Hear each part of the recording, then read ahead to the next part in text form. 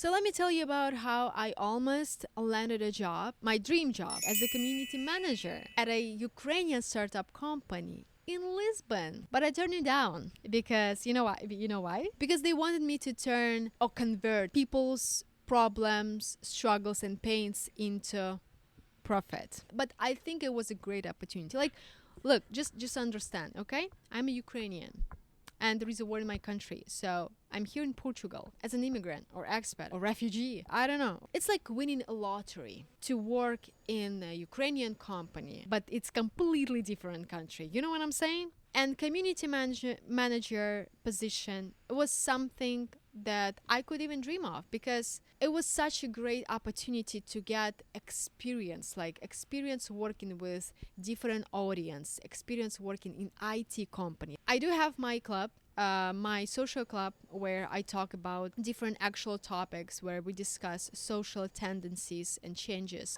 Just share our own opinion and have genuine communication and connection. I thought that maybe I can do this job and also learn something new so I can improve my own club. But let me tell you more about this if you're interested, of course. So a friend of mine, he sent me a link to this position, and I would tell you the exact requirements they needed because it's a significant detail in our story, all right? So the job involved building and developing their club, Founders Club, organizing events and workshops, and keeping participants engaged.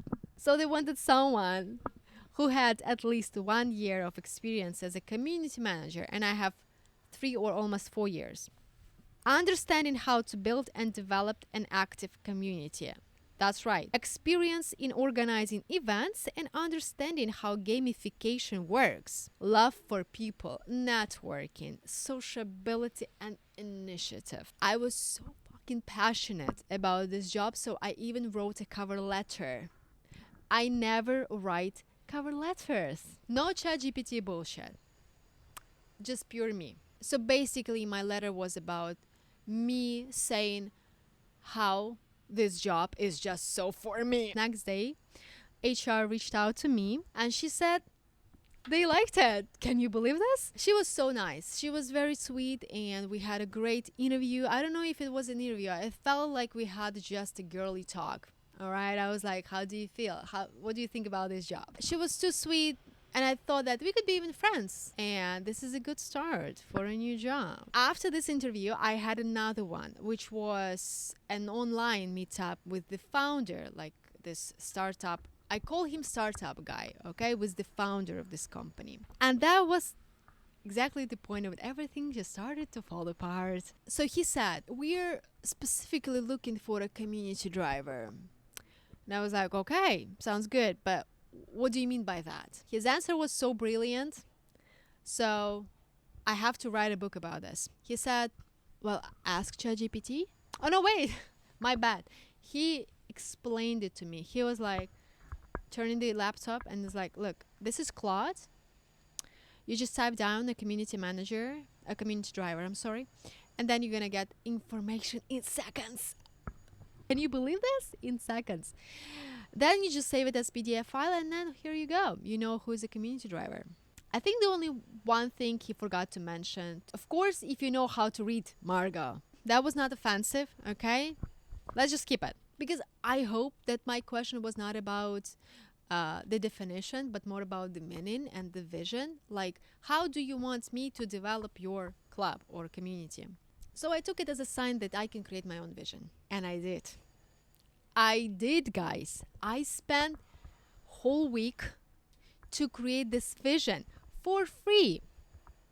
Just for free. Because I was really passionate. I was so excited, all right, about meeting those IT guys, understanding what they like to talk about, like how I can build trust, how I can build this, like it was a game to me. And I like playing games in a good way. The next day, the startup guy told me he liked it. He asked me to come to the office, which is in the center of Lisbon, and just to talk about the details, like further steps, which I did. I came and I noticed that the office was very nice, like very stylish with some Ukrainian touches. And it felt like home already. Felt so comfortable. And that's why I was very confident to open up my laptop and just suggest some ideas what we can do, what could be the next steps. So I suggested, let's do some meetups.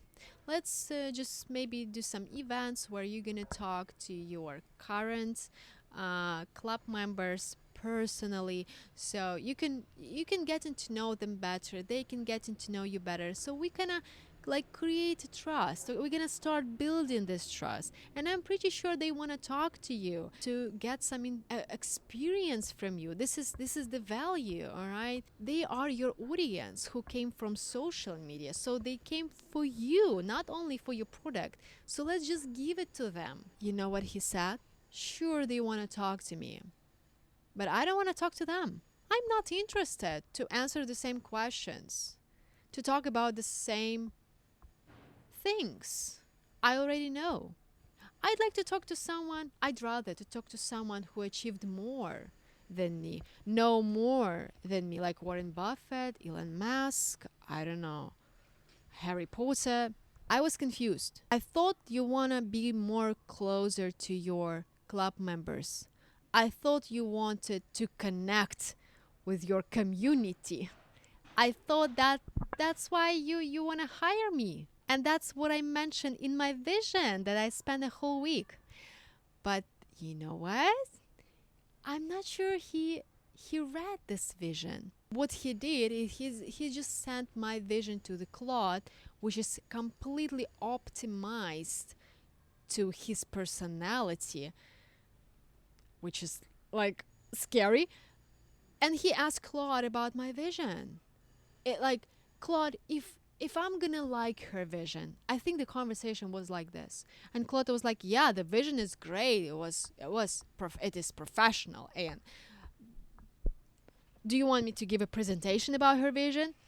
It was a long conversation. I would not retell you the whole dialogue because my brain knows how to forget bad things. I would just summarize it to you. I think what he wanted to tell me, or actually, I think what he actually told me, is just simply, Margot, your job is to create a safe space for those community members so they can speak out about their problems, their struggles, their pains, so we can create a product or solution and sell back to them. I think that was a goal. And that's when it hit me. I was being hired not for building genuine community. I was being hired for extract people's pain and confusion, struggles, problems, and package it for a profit. They wanted me to make those vulnerable founders feel safe enough to share their struggles. Not that I could help them or bring value to them, but so the company can use it on its own way. I don't feel like it's about building trust. I think it's about exploiting it. So after this heated conversation, the startup guy told me Margot, I think it's not a match. And I was like, you think so? You think so? Are you sure you think so? Of course it's not a match. I'm a community builder myself. I know what genuine community means. I've built it from scratch. And I know what are the struggles, and I know what people are seeking for and looking for. What you want me to create, it's not about community. Call it different. Call it focus group. Call it like a rat lab. I don't know, but it's not a community. But he was so kind enough to offer me payment for my efforts. He said, well, Margot, can I at least offer you our merch? And I'm like, merch? Who do you think you are, Rihanna? Merch? I don't wear expensive brands.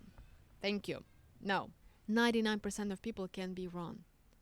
If 10 people tell, all right, I think communication and communities, it's just so tough, so we better replace it with AI technologies, robots, whatever. And only one person says, or even whispers, I think that communities and real communication, this is something that makes people feel like they belong and less lonely.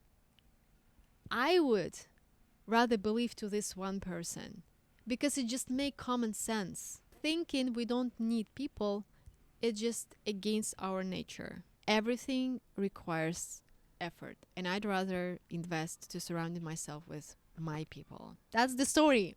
Let me know in the comments if you ever had such situations, and what would you do? Would you betray your principles, your views, and try to get this opportunity, or you would stick to you? Because I chose stick to me because I respect me. But it's actually not about the respect. Even if you choose the opportunity, it doesn't mean you don't respect you. It just means that you have different priorities. And everything is more about priorities. So don't take it personally, guys. So if you're new here, I'm actually new here as well. I just started my YouTube channel and I like it so far because you guys give me so much motivation to keep doing this. Last video had lots of great comments, especially I would like to shout out to Brandon, who writes just like long reads. Okay, I like them, Brandon. Thank you very much for the support. So I think I'm gonna do more videos, all right, just because of you guys. And on my channel I basically tell you stories, my personal stories, my personal lessons from the stories, and I have a lot of them. I'm gonna talk a lot about communication, genuine connections, and yeah, and people. Okay. Oh guys, I'm sorry, don't forget to subscribe. Just support this video if you can, if you like it. Thank you.